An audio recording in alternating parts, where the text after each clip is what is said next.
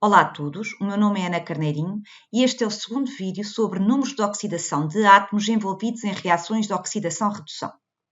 Em vídeo anterior, falámos no conceito de número de oxidação de átomos envolvidos em reações de oxidação-redução.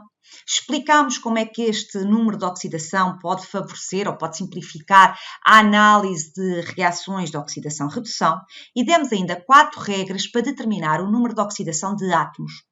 No entanto, faltam-nos algumas regras que daremos ainda neste vídeo. Regra número 5. O número de oxidação do hidrogênio é sempre mais 1, exceto nos hidretos metálicos, nos quais é menos 1. Então, significa que, desde que eu tenha o hidrogênio que não em hidretos metálicos, por exemplo, H2O, mesmo que não saiba ainda qual o número de oxidação do oxigênio, eu sei que o número de oxidação do hidrogênio é mais 1. Outro exemplo, HF. Eu sei que o flúor tem sempre o número de oxidação menos 1 quando num composto, portanto, o número de oxidação do hidrogênio é mais 1. No entanto, se o hidrogênio estiver em hidreto metálico, ou seja, se estiver ligado a um elemento do primeiro ou do segundo grupo da tabela periódica, o seu número de oxidação já é menos 1. São exceções. O mais vulgar que vocês vão encontrar é o hidrogênio ter um número de oxidação mais 1, mas se estiver com o sódio, com o cálcio ou com qualquer outro elemento do primeiro e do segundo grupo, o seu número de oxidação é menos 1. Nós, entretanto, ao longo da aula de hoje, daremos regras que vos vão alertar para o caso de uma situação destas aparecer e vocês vão logo perceber que tem que ser uma exceção. Regra número 6. O número de oxidação do oxigênio é sempre menos 2, exceto nos peróxidos, nos quais é menos 1, e no fluoreto de oxigênio, no qual é mais 2. Por princípio, da mesma forma que podem sempre assumir que o número de oxidação do hidrogênio é mais 1, a regra geral é que o número de oxidação do oxigênio é menos 2. Da mesma forma que o hidrogênio tem exceções, o oxigênio também tem, mas como vos digo, são exceções. E vocês darão por elas quando aplicarem a regra número 7.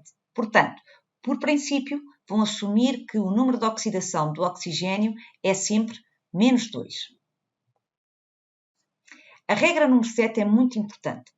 A soma dos números de oxidação de todos os átomos que constituem uma molécula é igual a 0. Vamos então a verificar, por exemplo, a água, a molécula de água. H2O. Ora, se vocês cumprirem as regras anteriores, o hidrogênio tem o número de oxidação mais 1 e o oxigênio tem o número de oxidação menos 2. Então vamos somar os números de oxidação destes átomos. Temos 2 átomos de hidrogênio, cujo número de oxidação é mais 1, mais um átomo de oxigênio, cujo número de oxidação é menos 2. Vamos somá-los. 2 vezes mais 1, menos 2, igual a 0. Ora, isto permite-nos calcular o número de oxidação de átomos que não tem uma regra bem definida. Por exemplo, CO2. O oxigênio, por princípio, tem um número de oxidação de menos 2. Ora, o carbono, nós não conseguimos saber qual o número de oxidação. Não há nenhuma regra para o carbono e ele pode assumir vários números de oxidação dependendo dos compostos que forma. Mas podemos usar a regra número 7. Portanto, sabemos que a soma dos números de oxidação da molécula de dióxido de carbono tem que ser 0. Então, nós sabemos que temos um átomo de carbono, portanto, o número de oxidação do carbono, e que temos 2 átomos de oxigênio, portanto, mais 2 vezes o número de oxidação do oxigênio tem que ser 0. Portanto, qual o número de oxidação do carbono?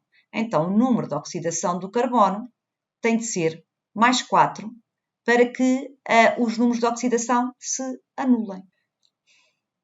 Porquê é que eu disse na regra número 6 que esta regra vos iria permitir perceber que estavam perante uma exceção? Vamos ver uma exceção que é o peróxido de hidrogênio, H2O2, a água oxigenada. Ora, se eu aplicasse a regra geral do oxigênio ser mais 1 e do oxigênio ser menos 2, se eu somasse os números de oxidação, 2 vezes o número de oxidação do hidrogênio, mais 2 vezes o número de oxidação do oxigênio, isto ia dar diferente de zero. E, portanto, eu tenho logo que perceber que o oxigênio aqui não pode ter um número de oxidação igual a menos 2. Trata-se de uma exceção. Neste caso, o número de oxidação do oxigênio tem que ser menos 1. Oitava e última regra. A soma dos números de oxidação de todos os átomos que constituem um íon poliatómico coincide com a carga do íon. Então vamos ver o exemplo, por exemplo, do íon sulfato. SO4, 2-.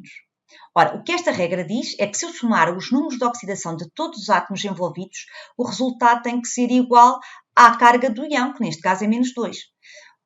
Como eu sei que o oxigênio, por regra, tem um número de oxidação menos 2, eu vou começar a partir daí.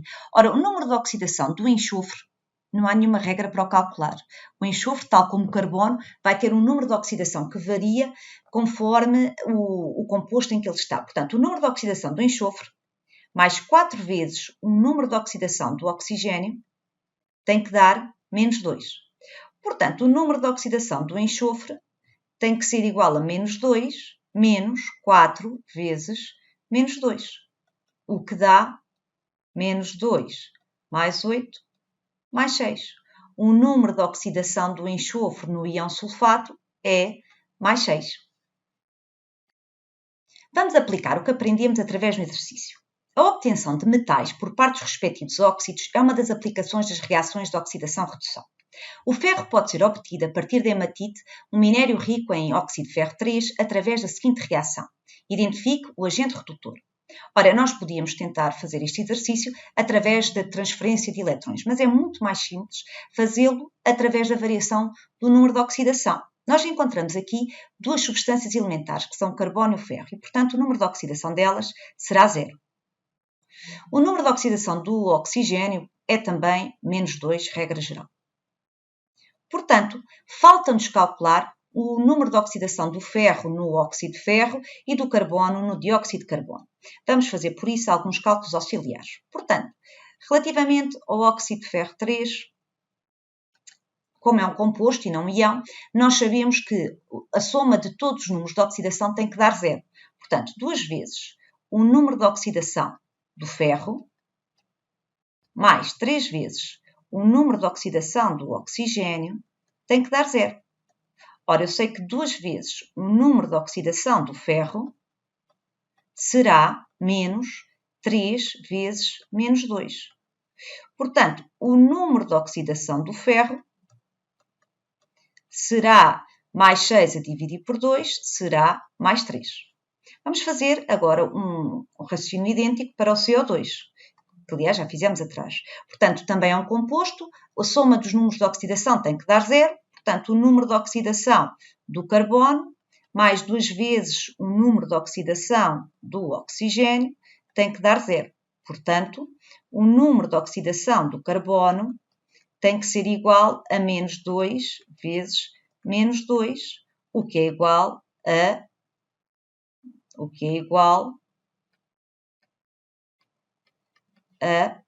mais 4. Portanto, vou pôr noutra cor, o ferro mais 3 e o carbono mais 4.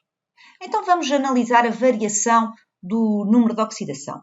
O ferro passa do número de oxidação de mais 3 para 0. Portanto, há aqui uma redução, sofreu uma redução. Já o carbono passou do número de oxidação de 0 para mais 4, portanto, oxidou-se. Qual é então o agente redutor? O agente redutor será aquele que promover a redução do outro composto. Portanto, neste caso, o agente redutor é o que se oxida, ou seja, é o carbono. Espero que esta aula vos tenha sido útil e até à próxima.